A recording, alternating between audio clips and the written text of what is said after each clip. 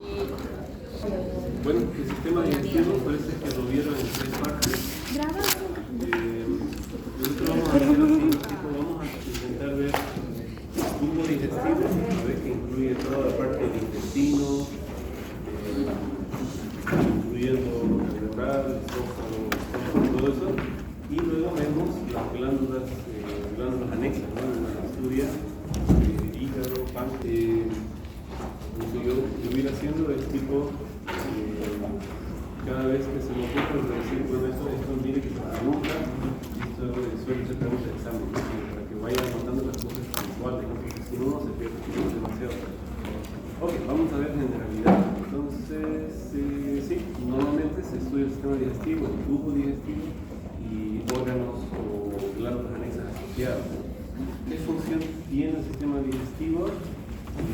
Primero, comenzando de abajo para arriba, la que siempre menos pensamos, ¿no? Es protección inmunitaria, ¿no? Hace parte de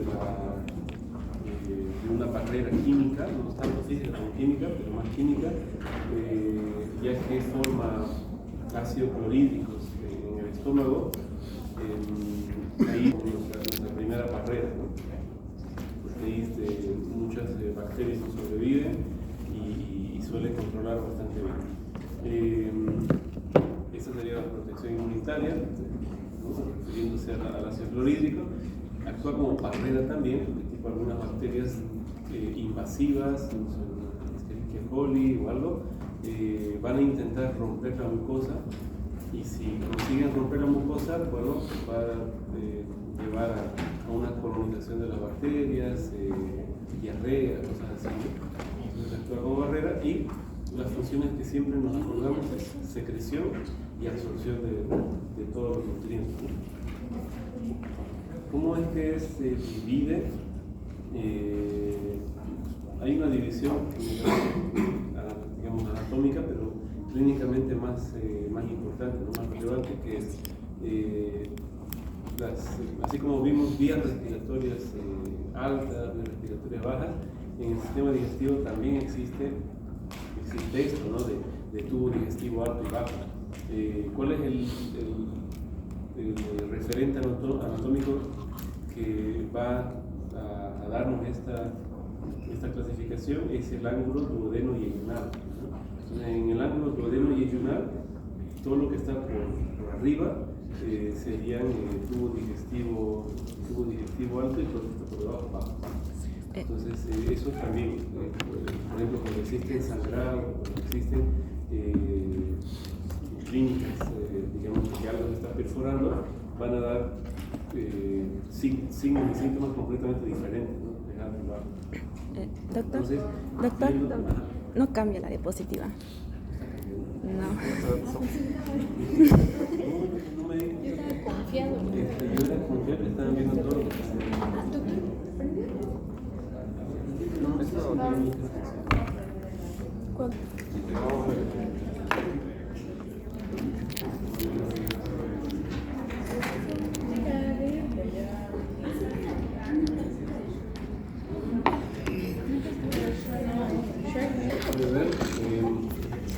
Miren que aquí estoy mostrando esta figurita para más o menos ubicar en el ángulo duodeno-yeyunal. Entonces todo lo que está por arriba sería tubo digestivo alto, y todo lo que está por debajo bajo, ¿ya?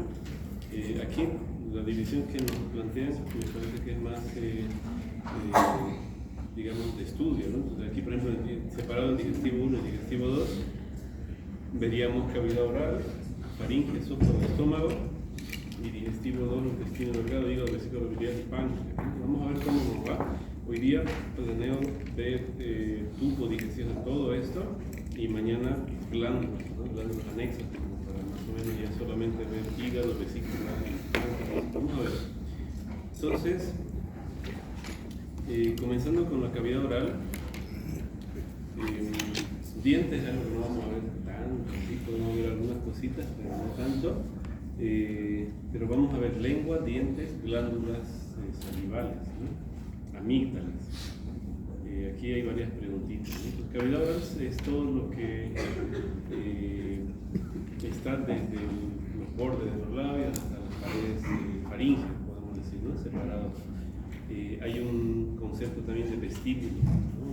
Oral, que es el espacio que existe entre los labios hasta el borde, hasta la pared que sería anterior de los dientes, ¿no?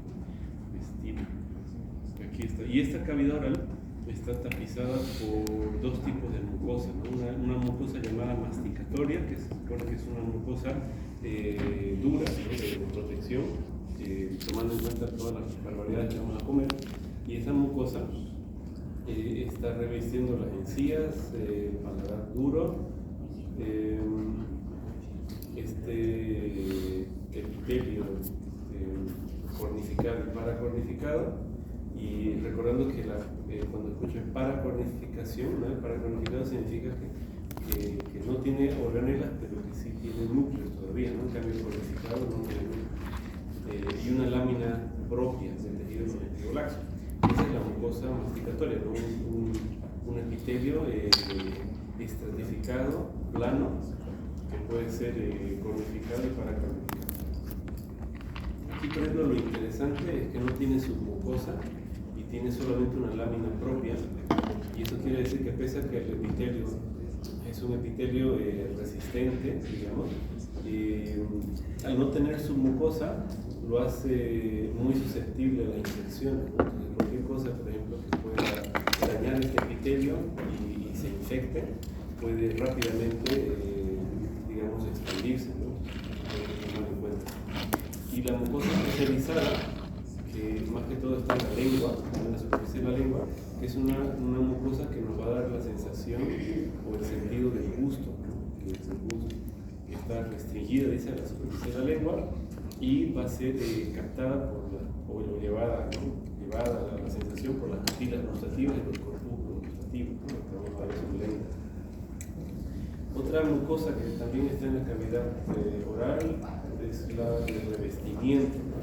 Entonces, básicamente, en el paladar duro y en las encías tenemos este epitelio mucosa masticatoria, y en las mejillas, en el piso de la boca, o sea, en regiones en donde son un poco más delicadas, y no se supone que vamos a mascar con eso, tiene una mucosa de revestimiento, ¿no? Aquí la mucosa de revestimiento también es estratificada, dice con 3 capas, la basal, la espinosa y la superficial. Tiene una lámina propia, y esta sí tiene submucosa.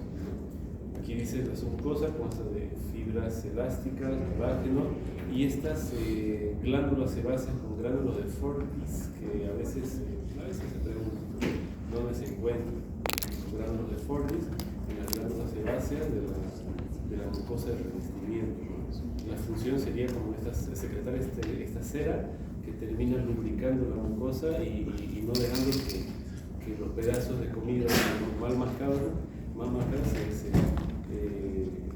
digamos, se perforen o hagan algún daño, ¿no? A la mucosa. También es rica en vasos sanguíneos, linfáticos, nervios, es decir, tiene otras características, ¿no?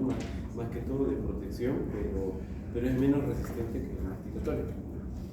Entonces,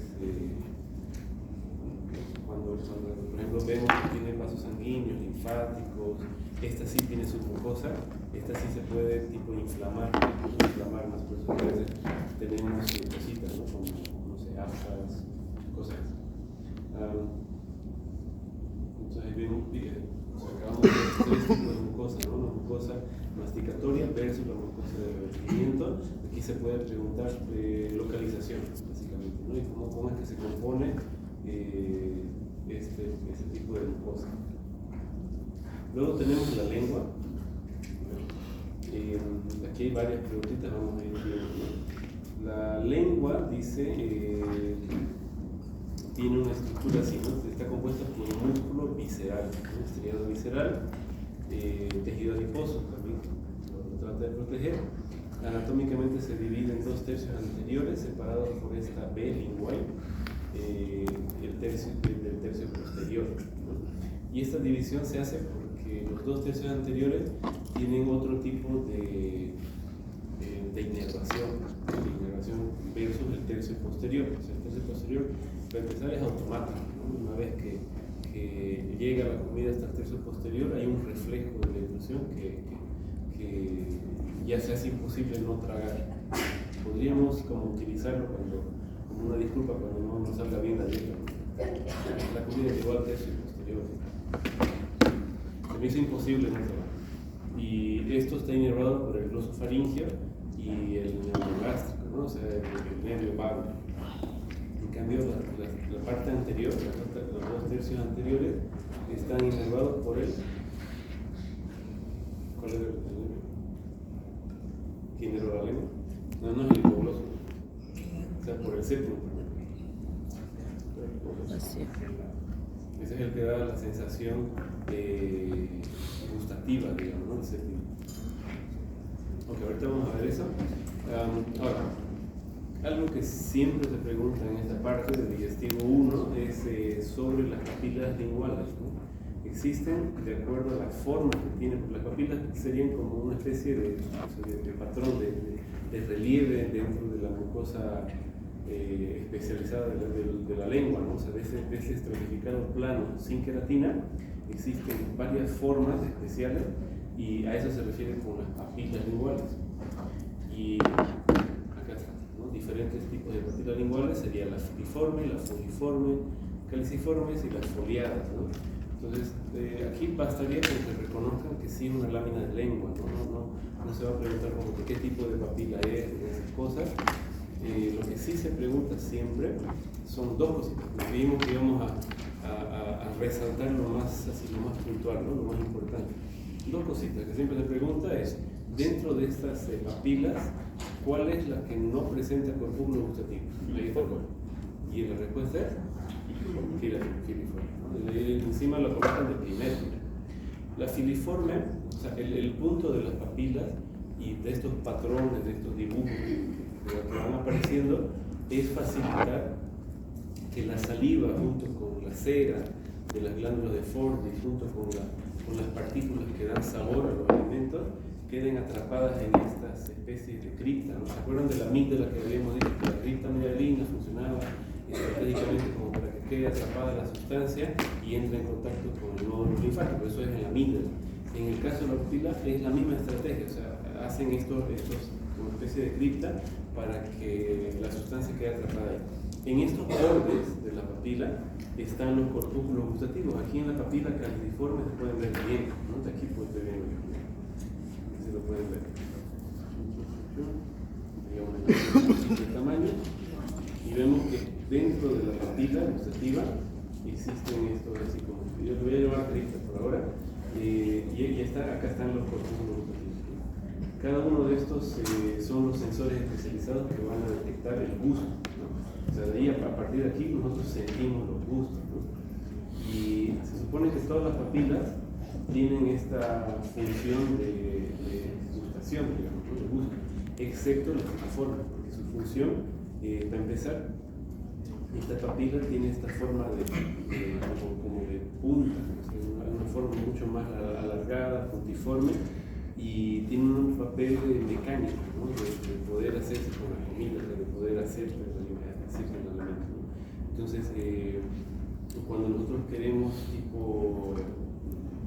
separarnos dentro de la masticación, ahí entran las filiformes, ¿no? Hay algunos animalitos que se supone que tienen desarrolladas estas papilas filiformes. Los gatitos, por ejemplo, serían uno de ellos. Si vieron la lengua de un gato, van a ver que parece una lija, una cosa que bien áspera, y esto es porque es rico en la filiforme, ¿no? Entonces, eso se pregunta, ¿no? Pregunta segunda. ¿Corpúsculo y botón es lo mismo? Yo te diría que no, pero no sé si dice que sí. Creo que el libro dice que sí. Dice que sí.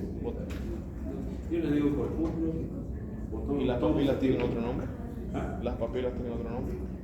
Sí, no, las papilas se preguntan, ¿no? Pero digamos, dentro de la ronda de papilas, ¿cuáles de estas no tiene corpúsculo? Es una clásica, ¿no? Y ahí dice, 5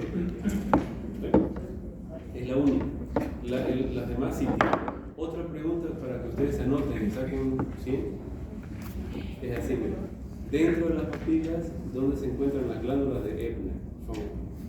Ahí está el copio. Son cositas así que uno ni ve, pues, ¿no? Vaya,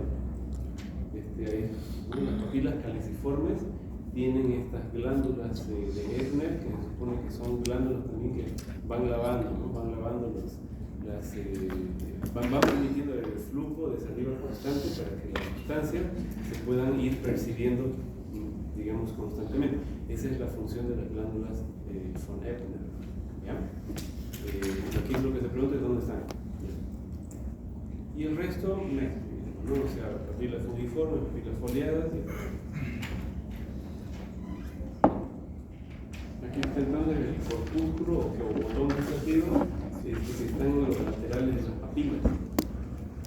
Estos corpúsculos, dependiendo, y aquí hay una cosa que mira que cómo es, ¿no? El conocimiento como va y vuelve, ¿no? Una cosa así que uno tiene que acostumbrarse a que le digan no es así, uno como que se marea, pero al final es así. Yo me acuerdo que cuando estaba en primer año nos hablaban así, ¿no? Que la lengua tenía sus partes, en donde una parte era, si tenemos la fotito clásica aquí, bueno, acá está la foto sin nada, pero hay una parte de la lengua donde se siente lo dulce, que lo otro que es salado, lo otro es amargo, y así va, ¿no? Eso era cuando yo estaba en primer año. Luego pasó un tiempo y hubo una versión del ROS, que no sé si es la quinta, la sexta, donde salió así, no, debe ser que mentira, que toda la lengua siente todo. Bueno, claro, nos decimos, bueno, toda la lengua se percibe todo y se comenzó a enseñar así, ¿no? Que ya no tiene punto, que ustedes meten la lengua en el alimento y dicen. Después el ROS se retractó y dijo, no, que sí, existen las partes y cada parte de la lengua sí siente alguna cosita. Hoy en día se entiende eso. O sea, se volvió el antiguo conocimiento, pero la lengua, si la ponemos así, lengua, sabores, a ver si... Este es lo clásico, ¿no? Está muy bonita, pero yo me la pongo. Ay, hombre. Ya me voy a copiar para que la vean.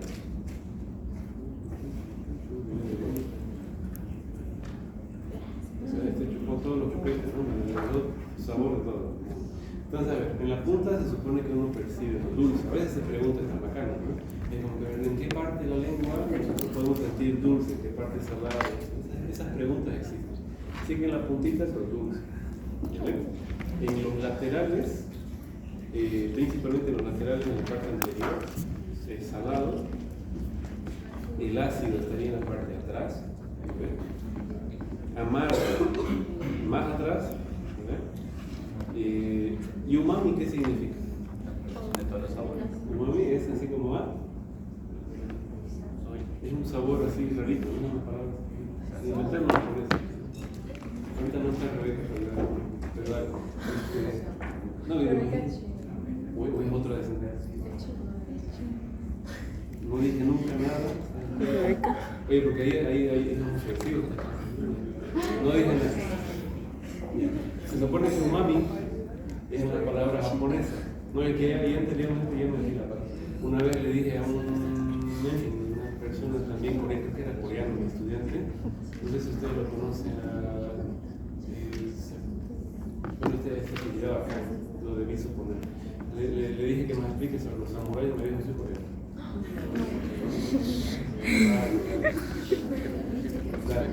No, pero lo digo como umami se supone que es una palabra japonesa que significa sabrosito, ¿no? Sabroso. Pero es muy difícil, tipo, imaginarse el sabor sabroso. Yo le digo, a ver, imagínense lo ácido, imagínense lo amargo, lo dulce, lo salado, porque tenemos, ¿no? Como un concepto de cada uno de los sabores. Pero a ver, imagínense un umami.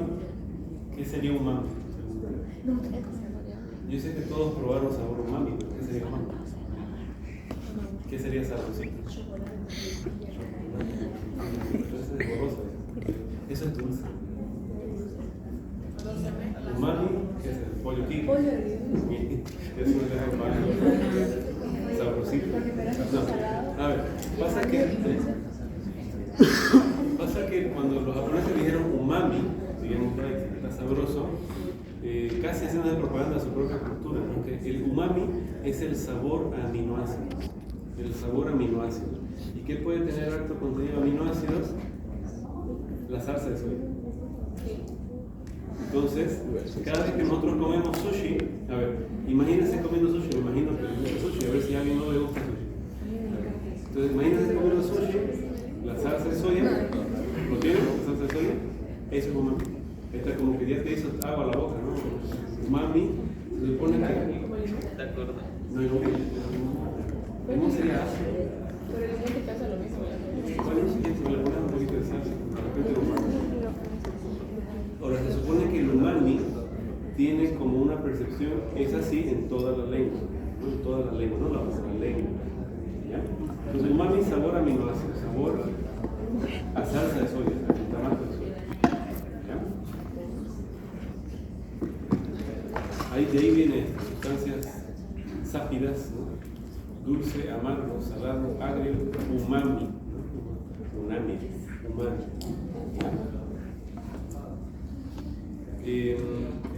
Bueno, ¿cómo es que se perciben los sabores? ¿No? Las sustancias se supone que interactúan con partículas especiales que están en este botoncito corpúsculo.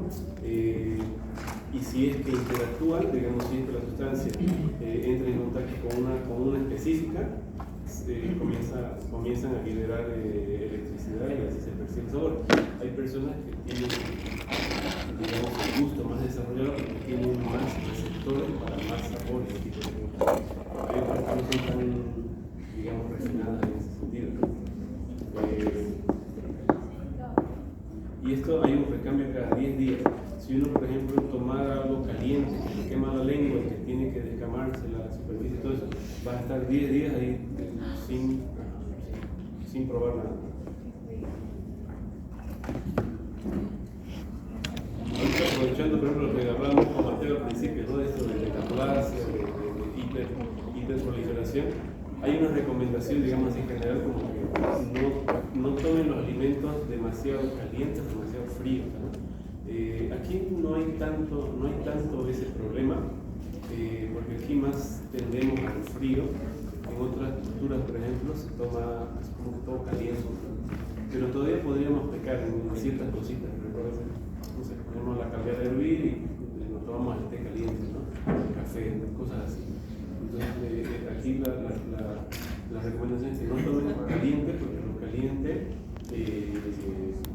digamos, irrita, ¿no? Está preparada para tomar caliente, 100 grados. No voy a entrar en mucho detalle, ¿no? A ver si el café lo tomamos en 70 grados. ¿Ah? El picante, más sabroso. El picante sería como una irritación, porque digamos, hay ciertos alimentos que tienen sustancias irritativas. Ahorita se me fue el nombre, ¿no? Catepsina, puede ser. Yo recomiendo creo que son catepsinas, si no me... Mira. Doctor, Sí, una pregunta. Ajá. Bueno, a mí cuando como picante o muy picante me da hipo, ¿por qué? O sea, ¿por qué se da eso? Por la irritación, ¿no? ¿Quién quiere Cuando que tomo soda igual, cuando tomo soda por un vaso no me da hipo. Esta es una sustancia que estimula como una especie de inflamación, que irrita, inflama, ¿no? A los receptores, y eso te produce una sensación de ardor. Pero aquí como pues en algunos países, no digo en todos, ¿no? Somos así medio masoquistas, ¿no? Algo interesante de esto que tiene que ver con las hormonas. No sé si sabían, pero se supone que digamos, mientras más testosterona tenga un individuo, más sujeto a gustar el picante. Si tenemos, digamos, pasa que el gusto del picante,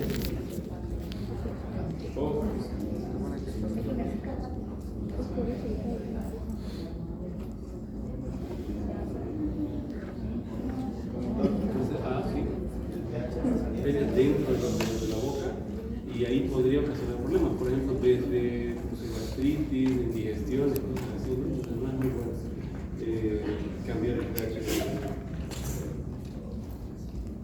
Pero sí se puede cambiar.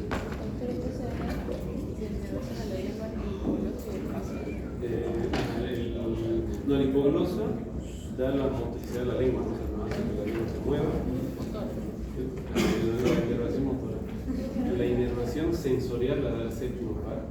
La sensorial la da el séptimo par. Y la parte de reflejo automático la da el décimo y el 9. Glosofaringeo, aquí están, entonces, glosofaringeo y nervio vago y nervio tercio posterior, y digamos parte de ellos el reflejo de deglución y algunos otros reflejos importantes, como por ejemplo el reflejo de vómito, ¿no? El reflejo de la arcada del vómito. Esa es la parte posterior. Es por eso que cuando el médico, tipo, cuando ustedes vayan a abra la boca, saque la lengua, diga, no es, y le metemos un baja lengua así, vemos las amígdalas, vemos que está todo bonito, la pieza se no tiene caries, todo bonito, y al final del estudio, así, antes de sacar el baja lengua, es como que hay que resbalarlo para adelante un poquito hasta que el paciente quiere vomitar. Eso hay que hacerlo siempre. No sé si ustedes cuando fueron, por ejemplo, ¿se acuerdan cuando fueron a las consultas y les hicieron este examen? ¿No les dio ganitas de vomitar? Sí. Claro, sí, porque cuando uno está bajando, digamos, el baja lengua, que uno, por cierto, uno no lo tiene que meter, uno tiene que agarrar el baja lengua con las manitas así, con los deditos, ¿no? La pinza, y hacer eso, abajo. ¿No? Al final del examen hacemos así, ¿ves? Entonces vamos para atrás un poquito y el paciente, ¿no ves? Eso es normal. Lo que queremos ver ahí es el reflejo, justamente el reflejo del vómito, ¿no? Si no tuviera el reflejo del vómito, ahí sería, digamos, hay que investigar por qué. Hay muchas razones de por qué una persona no tendría reflejo del vómito, ¿no? Se me ocurre, por ejemplo, ahorita hay personas que son bulímicas, un tema muy delicado, son bulímicas y que tienen este hábito de comer para no quemar. Entonces aquí se pueden preguntar estas cositas, pero creo que es más anatomía. Pero para que quede siempre inervación motora, hipoglosia mayor, la sensibilidad gustativa por el séptimo par facial y la sensibilidad refleja, el décimo y el 9. Hay una inervación también, dice, del sistema nervioso autónomo simpático y parasimpático. Generalmente el parasimpático estimula, ¿no? Estimula que la salivación, y el simpático la inhibe en esta parte, ¿no? de cavidad oral. ¿Okay? Entonces el parasimpático estimula la salivación y el simpático la inhibe. Por eso es que una persona, por ejemplo, ansiosa, una persona nerviosa, o cuando la persona está sufriendo algún trastorno, ¿no? Puedes tener la boca seca, es simpática. Esta es otra cosa que podemos preguntar, ¿no? Las amígdalas. ¿Qué serían las amígdalas? Vendrían a ser como nódulos linfáticos no provistos de cápsulas que se encuentran asociados a la mucosa oral. Y aquí lo toman como congregaciones alrededor del istmo de las fauces. Ellas forman un anillo llamado anillo de Bardet, que incluye estas amígdalas, ¿no? Las amígdalas palatinas, tubáricas, faríngeas y linguales. Eso se puede preguntar también. Consta de las siguientes amígdalas, excepto una o cuáles son. Glándulas salivales, la parótida, la submaxilar y la sublingual son las que vamos a ver también. Y luego existen otras que son menores, ¿no? Estas son las mayores, y las menores son submucosas que están en todas partes, labiales, bucales, orales, palatinas, igual, que tienen la función también de lubricar la lengua.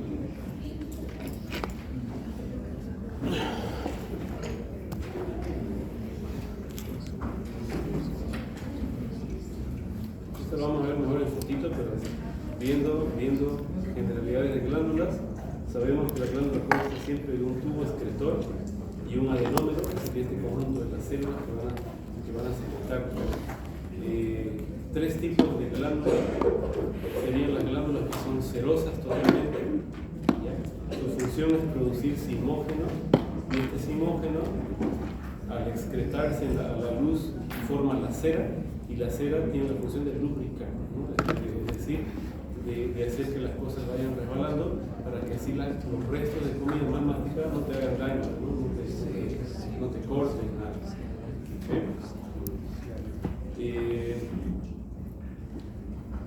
Existen las glándulas mucosas, ¿no?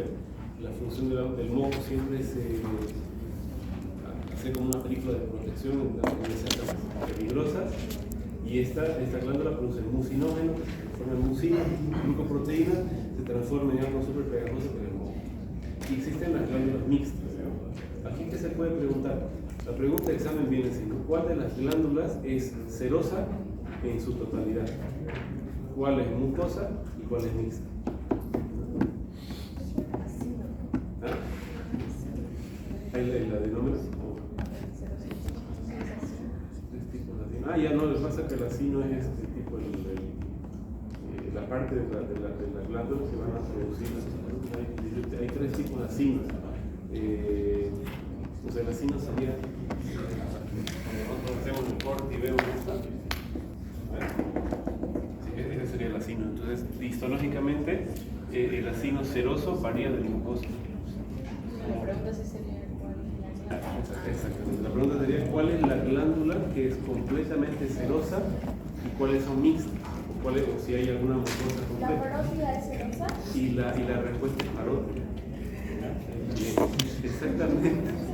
La respuesta vendría a ser así. La glándula parótida es serosa completamente. La submandibular y la sublingual son mixtas ambas. Ahora existe una diferencia. La submaxilar o submandibular, yo lo aprendí como submaxilar. La submaxilar es mixta, pero es más serosa que mucosa, y la sublingual es mixta, es más mucosa que serosa. La submaxilar más mucosa y menos serosa. A ver, ¿qué más serosa? Vamos a ver. Ahorita La sublingual es más serosa, increíble. Es que dice que está serosa. Tenemos la parótida, que es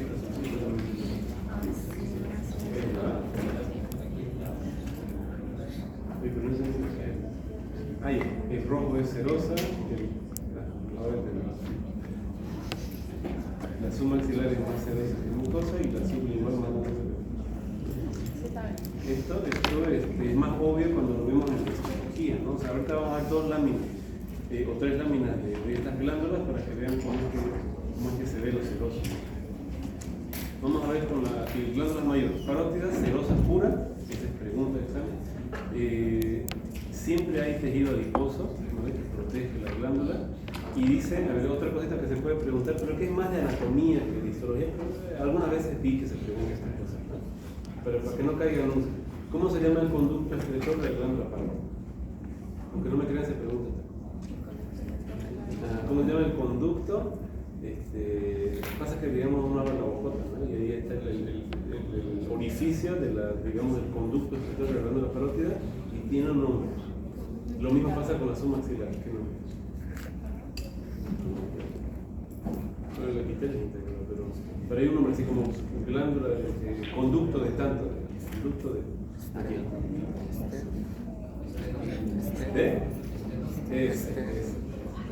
Ahora, de esteno.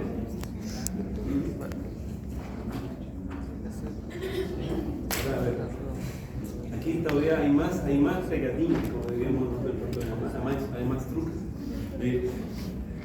Cuando el texto viene traducido del inglés, por ejemplo, o sea, cuando son textos anglosajones traducidos al inglés, allá le dicen conducto de Stensen, así que podrían todavía toparse con conducto de Stensen alguna vez. Y aquí los libros ya bonitos, digamos, no sé, un Rubier, por ejemplo, ya traducido al francés, qué sé yo, le pusieron Stenon. Stensen y Stenon es lo mismo, por si se topan en el examen es el mismo, ¿ya? Conducto de Stenon, entonces, es el conducto de la glándula parótida. Y el conducto de la glándula submandibular o submaxilar es el de...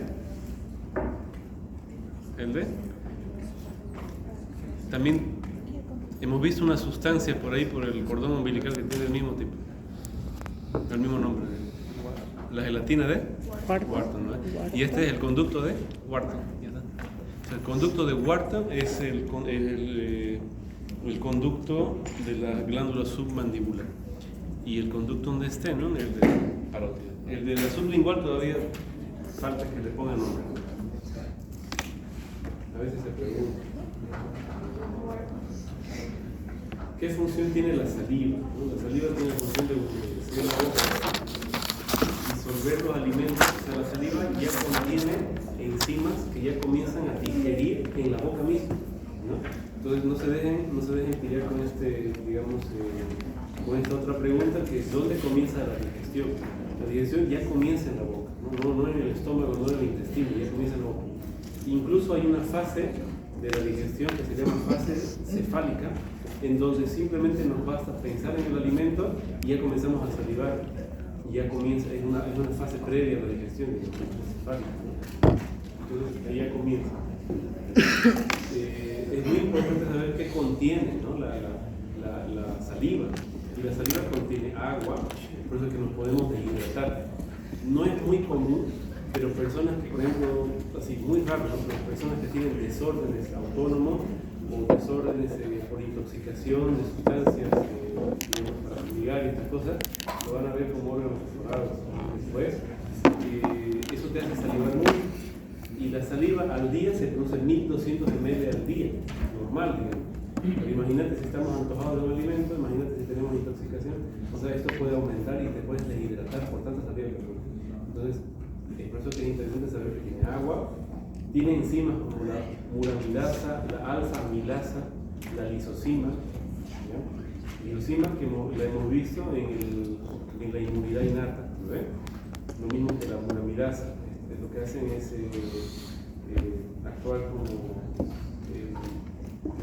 perforando las paredes bacterianas, ¿no? Y la alfa-amilasa ella degrada los hidratos de carbono, ella agarra las cadenas de hidratos de carbono y las va cortando. ¿Okay? Por eso es que no podías darte cuenta de eso, ¿verdad? De repente hay algún dulce por ahí, y si ustedes le colocan la lengua, la punta de la lengua, no sienten dulce, pero si ustedes la meten en la boca y comienzan a salivar, se siente el dulce. Esa es la alfa-amilasa. En realidad es un buen truco para ver si algo es artificial o no. Ya mira, me lo inventé ahorita. Si algo es artificial, debería tener cadenas cortas de hidratos de carbono, por ejemplo, sacarinas, ¿no ves? Y si uno le mete la lengüita, la punta de la lengua, no se debería sentir nada, porque no podemos detectar todavía los dulces de sacarina.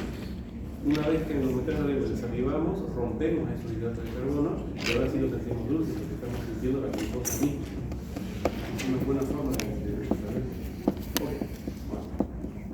También existen tiocianatos, mira qué bonito, ¿no? O sea, tenemos incluso venenos en nuestra saliva. El tiocianato es un pariente muy cercano del cianuro, ¿no?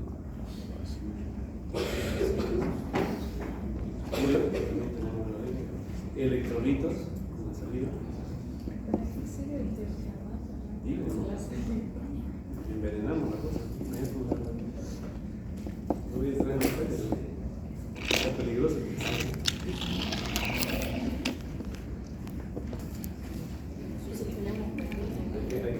Hay que controlarla.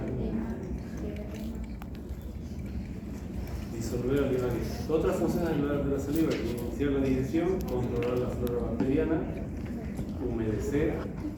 Dentro de los electrolitos también existe el flúor.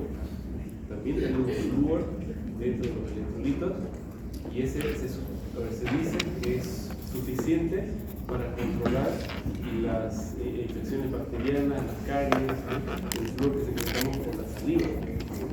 El punto está cuando dormimos y no estamos salivando, ahí el flúor baja y las bacterias consiguen entrar. Entonces por eso es que es adecuado, ¿no? La limpieza de los dientes. Al mismo tiempo hay que tener también cuidado con las pastas dentales que contengan flúor, porque se pueden intoxicar con el flúor, porque nosotros lo necesitamos, lo tenemos en muy pequeñas cantidades. Hay muchas personas que tienen esta costumbre de meter la pasta al cepillo para así darle dos vueltas, ¿no? Y encima se traga la pasta, ¿no? Por eso es que hay que tener mucho cuidado. Cuando la pasta se viene bien rica con menta, con estas cosas, a veces uno va y traga la pasta, ¿no? Pero si tienes flúor te puede intoxicar a largo plazo, ¿no? Digo,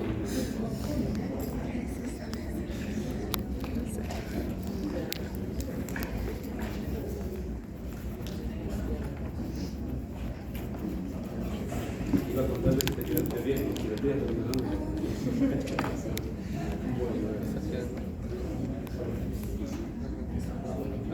de los dientes, tenemos suerte, tenemos 32 piezas. Aquí que se puede preguntar las capas del diente, ¿sí? La capa esmalte, dentina y cemento, y se puede preguntar qué célula forma cada capa, ¿no? ¿Cómo se llama la célula que forma el cemento, la dentina, el esmalte? ¿No? Entonces el esmalte es formado por los ameloblastos y el cemento por los odontoblastos. Cementoblastos. ¿O no?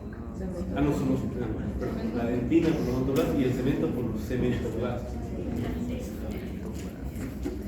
Ahora, interesante que esta célula la pusieron como blasto misma, que no madura nunca, y esto es para recordar que el diente es una estructura que es inmadura hasta en el adulto, ¿no? Que todavía se puede remodelar, se puede cambiar, y en eso se basa toda la técnica de ortodoncia del diente.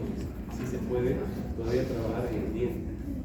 En el esmalte es un tejido acelular formado por hidroxiapatita, que ya lo hemos visto en el hueso, que es una sustancia que se supone que es muy dura, y es ahí donde se puede infectar con caries, ¿no?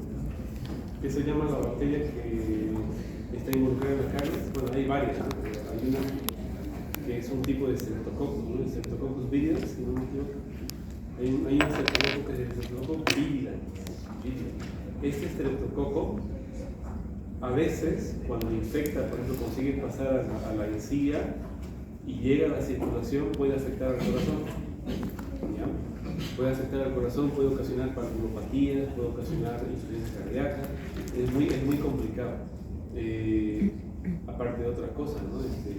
Lo peor que podría pasar es que te dé énfasis, ¿no? Ahora, es por eso que hay una relación entre, digamos, la higiene dental, bucal y una buena salud cardiovascular. Entonces, digamos, a los pacientes siempre hay que tener en cuenta esa relación, ¿no? O sea, ver, digamos, las piezas dentales, ver, a veces como no nos corresponde tanto, ese es el peligro, ¿no? Entonces decimos, sí, bueno, visita al dentista, pero eso es importante anotarlo en la historia clínica porque es un riesgo cardiovascular.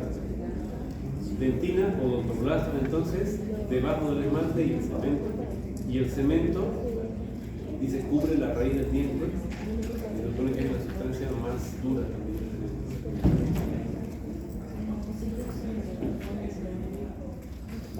Wow, ok, esa parte. Ahí terminamos boca, ¿no? Solamente boca, ¿no? Solamente la cabeza. Vamos a leer el tubo digestivo. El tubo digestivo, todos tienen 4 capas. Capa mucosa, la capa mucosa siempre formada por el epitelio simple cilíndrico, siempre. El epitelio simple cilíndrico,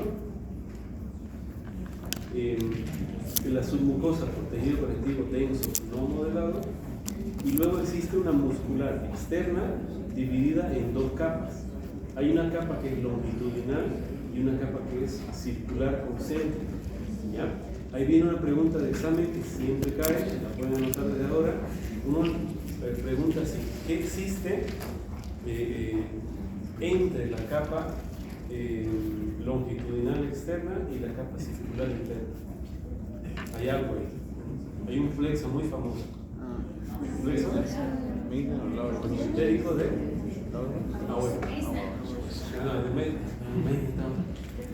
El de Meissner está en la submucosa. ¿Ya? Se pueden acordar llamándolo plexo submucoso de Meissner. ¿Ya? Y el plexo mientérico de Auerbach. Tienen 2 funciones diferentes, ¿no? O sea, el mientérico que se encuentra, otra vez, ahí la pregunta de examen es ¿dónde se encuentra? La pregunta viene así: el plexo mientérico de Auerbach, ¿no? ¿Entre qué capas se encuentra? y se encuentra en la capa muscular externa entre la subcapa, digamos, longitudinal y la capa circular. Entre las dos está el plexo mitral. Y la función es realizar los movimientos peristálticos. O sea, lo que hace es, cuando recibe la señal, comienza a realizar el peristaltismo para poder mover el alimento, o el bolo, o el quimo y todas esas cosas. En cambio, el plexo submucoso es un plexo que se activa a nivel local cuando el alimento estimula, digamos, localmente el intestino, o sea, ¿qué sería esto? ¿Cómo le decimos? Suncha el intestino, el intestino hace esto. Entonces, es un reflejo de mezcla. Lo que hace el plexo submucoso de Meissner es mezclar el alimento, hacer como la pasta, ¿no? Y luego ya se mueve por el ministerio. La serosa, epitelio simple, plano, con un poquito de tejido conectivo, ¿no? Ese sería nuestro mesotelio. Entonces, es mesotelio, epitelio simple, plano, con tejido conectivo laxo, ¿no? Esa es la serosa. ¿Qué funciones tiene? Bueno, ya dijimos, ¿no? Protección, absorción, selección. Un término anatómico que siempre se utiliza son los esfínteres, y el esfínter es una capa circular, muscular un poco más gruesa, que tiene la función de evitar el retroceso del alimento o controlar el movimiento. Entonces ahí tenemos varios esfínteres a lo largo del tubo digestivo: el esfínter esofágico inferior, el esofágico superior, algunos le dicen la pinza esofágica, tan grueso que es, el esfínter pilórico, esfínter de la válvula ileocecal y del interno anal. Hay diferentes funciones acá, y todos son capas. La capa muscular concéntrica más engrosada, esa es el esfínter. Alrededor del intestino delgado existen también formas de repliegue de la mucosa, llamadas también por algunos anatomistas válvulas, ¿no? Válvulas de Yayuno-Hiro, pero tiene un nombre, no sé si es Hermit, puede ser, creo que es Hermit o algo así, pero hay unas válvulas. 3 términos para el alimento: bolo, quimo, kilo, dependiendo de su estado de digestión. Nuestro alimento, digamos, lo masticamos un poquito y se convierte en bolo alimenticio, ¿no? Luego pasa al estómago, se mezcla con los jugos gástricos y se vuelve quimo, y luego ya mezclado con el jugo pancreático y algunas otras enzimas, kilo, ¿no? El kilo ya está en el intestino, el kilo está en el estómago y el bolo está en la boca. No me refiero al bolo, ese bolo verde, ¿no? Hoy el año pasado como comentario, ¿no? Esófago. Sí, podemos ir con el esófago. El esófago es facilín, vaya. Mira, el esófago, cositas para ir anotando puntualmente las mismas capas, ¿no? Mucosa, submucosa, muscular externa, pero el esófago es el único que no tiene serosa de todo el tubo digestivo, el único. El único que tiene adventicia. Y esa es la de abajo. Y no me aparece acá, mira que qué tramposo. Aquí no está la adventicia mencionada, pero es el único que tiene adventicia. Es por eso que es más delicadito, se perfora mucho. Si uno no tiene cuidado, se perfora el pobre esófago, y es el primero en desprenderse en los traumas, ¿no? La mucosa es epitelio estratificado plano, sin queratina.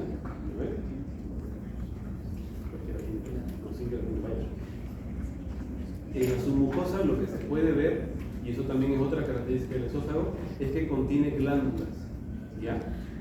Es uno de los 2 lugares de todo el tubo digestivo que sí contiene glándulas en la submucosa. Uno es el esófago, ¿ya? Eso es súper importante que colocarlo en negrita. Glándulas en la submucosa, el tejido conectivo denso no modelado, el plexo de Meissner, y asociado siempre a MALT, ¿no? Tejido linfático asociado a la mucosa. Siempre se puede ver MALT. La muscular externa, la misma configuración: 2 capas, capa longitudinal y capa circular. Ahí está el plexo intestino, la bomba, y la adventicia, que es tejido conectivo laxo. Está la adventicia primero. Entonces, mucosa, epitelio estratificado plano, submucosa, muscular externa, con las dos capas, longitudinal y concéntrica, y adventicia. La luz del esófago característicamente siempre es irregular y colapsada. Ella solamente se abre, digamos, cuando el alimento está bajando. Una vez que bajó el alimento, pues se cierra. Entonces, el esófago, si uno come o toma líquidos, generalmente pasa con líquidos, ¿no?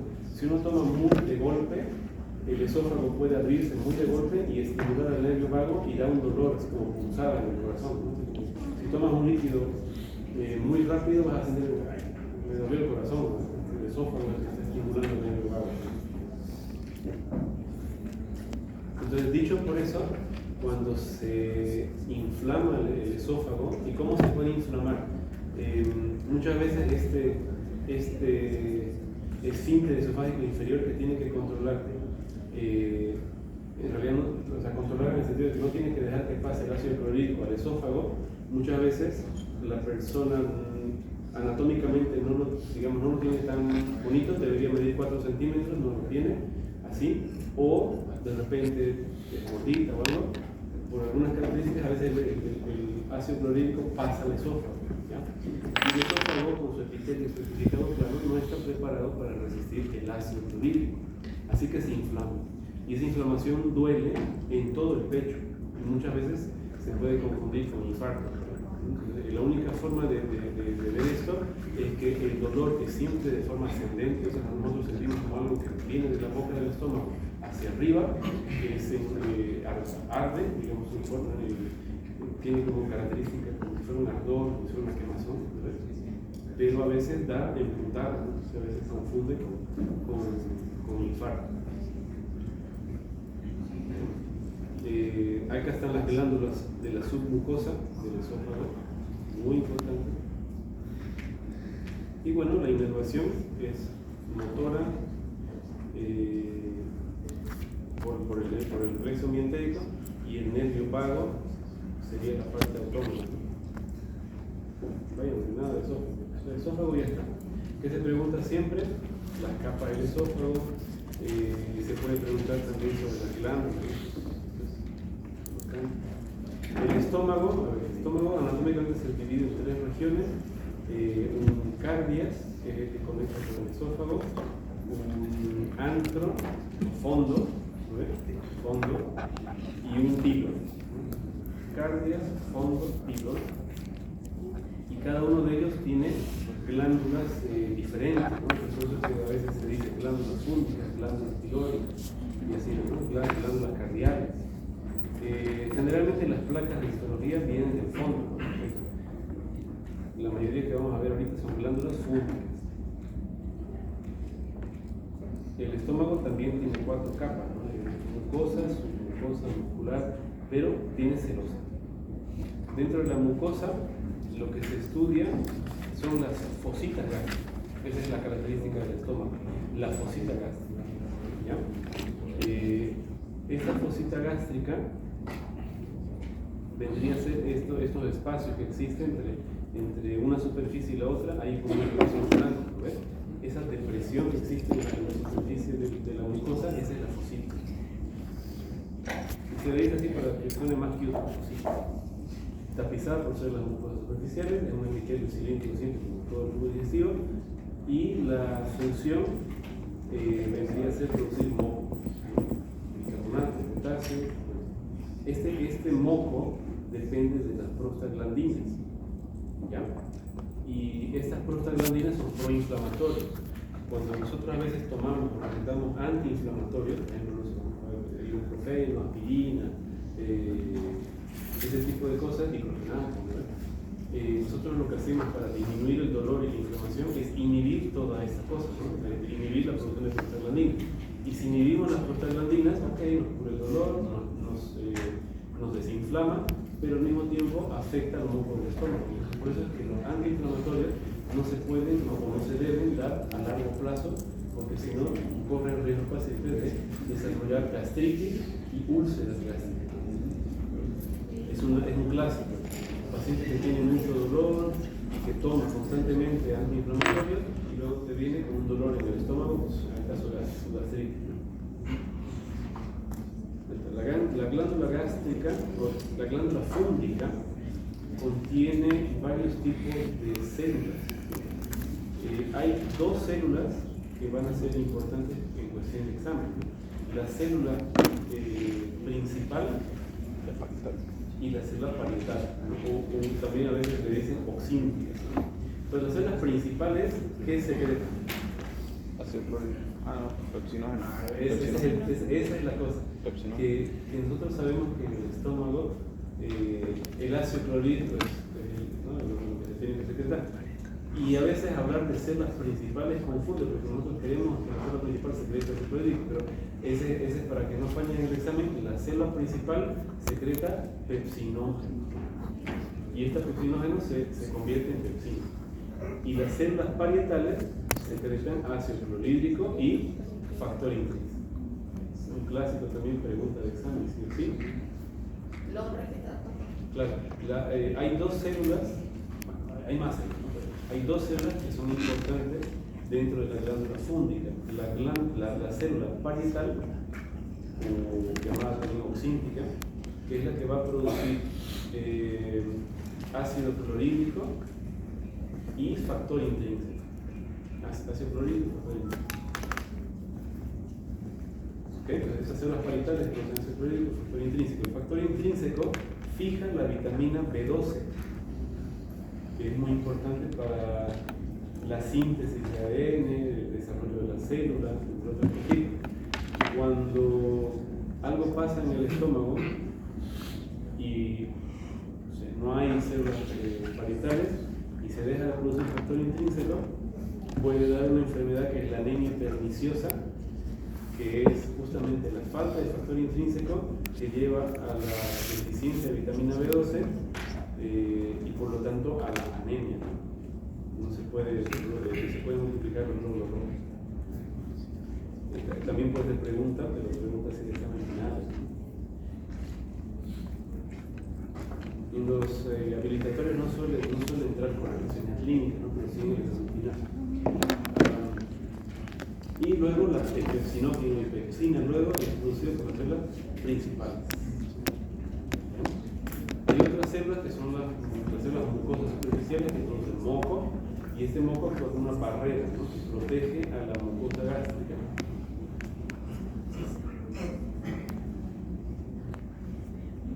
Luego ahí a ver una serie de hormonas que no sé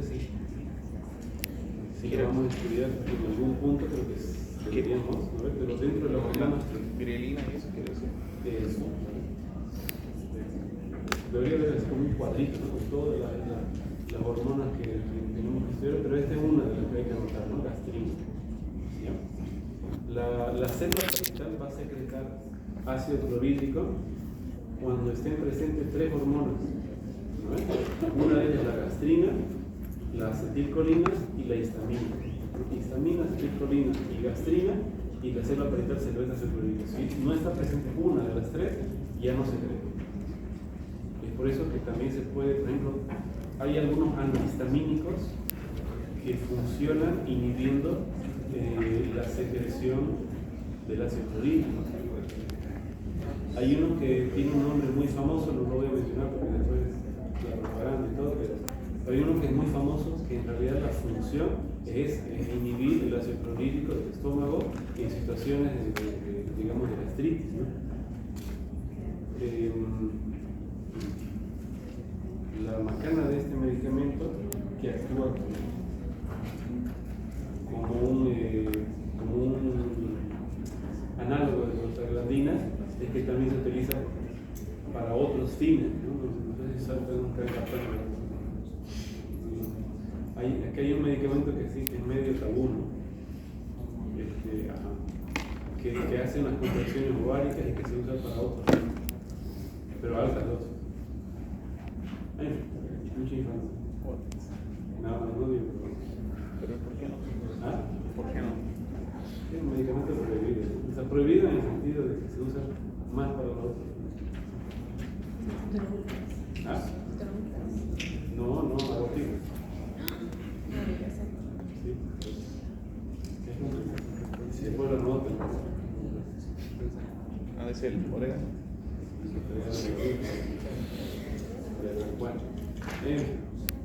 Vamos a ver qué más. Células mucosas del cuello, principales guadelomorfas. A veces conviene siempre aprenderse los dos nombres, ¿no? Porque a veces en el examen no les pongo principales, les pongo el otro nombre y acá. ¿Okay? Principales o adelomorfas. Imagínate en el examen, ¿no? Parietales o adelomorfas. U oxíntica. Yo la conocí como oxíntica, ahorita me sale como adelomorfas. Yo siempre digo que en la medicina todo se trata de complicar. Las principales, Y las principales adelomorfas. ¿No te acuerdas de Adela? Sí. Adela y que tiene forma de Adela. y Adele se puede convertir en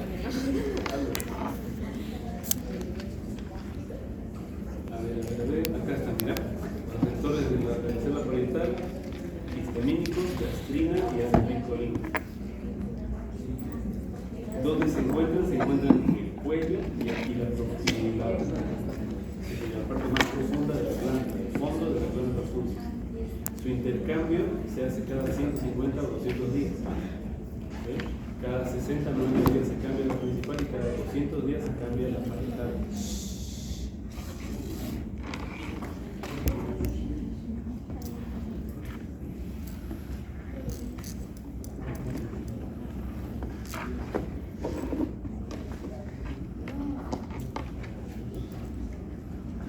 Otras células que están presentes en el sistema digestivo son las células interendócrinas que forman una cantidad también llamada apústica, que son células que secretan algunas hormonas que van a regular el movimiento o la digestión, ¿no? Aquí, por ejemplo, vemos algunas. Está la somatostatina, está la motilina, el péptido intestinal, vasoactivo, gástrico. Aquí, por ejemplo, hay algunas que tienen que ver con la saciedad, Claro, el hambre. el hambre. La somatostatina es la que regula la insulina y el glucagón. La somatostatina, ella estimula la secreción de las hormonas como la glucagón y la insulina.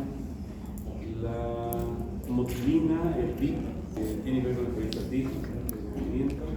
La CCK, que es la colecistoquinina, ella se secreta cuando la comida es muy grasosa, para que la vesícula bilis pueda absorber la grasa. La CCK. Y la gastrina, que tiene que ver con la secreción de la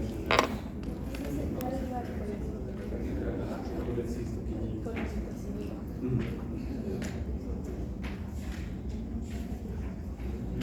Entonces ahí va a depender mucho de la saciedad.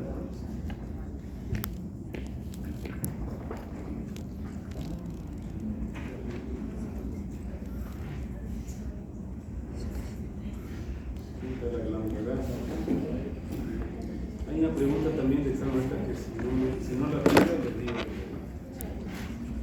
Creo que no la voy a pillar. Dentro de la glándula lo van a llamar aquí, digamos, el fondo, cuello, tubo, un montón de nombres para la glándula gástrica.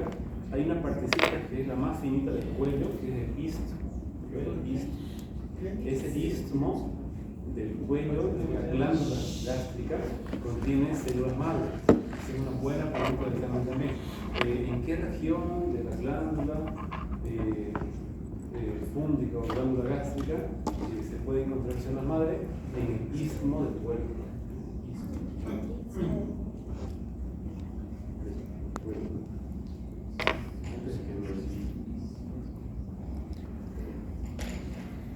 Más. Se encuentran células madres. Lo mismo.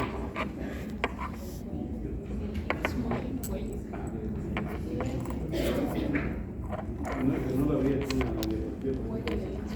Déjame ver si está en la mía.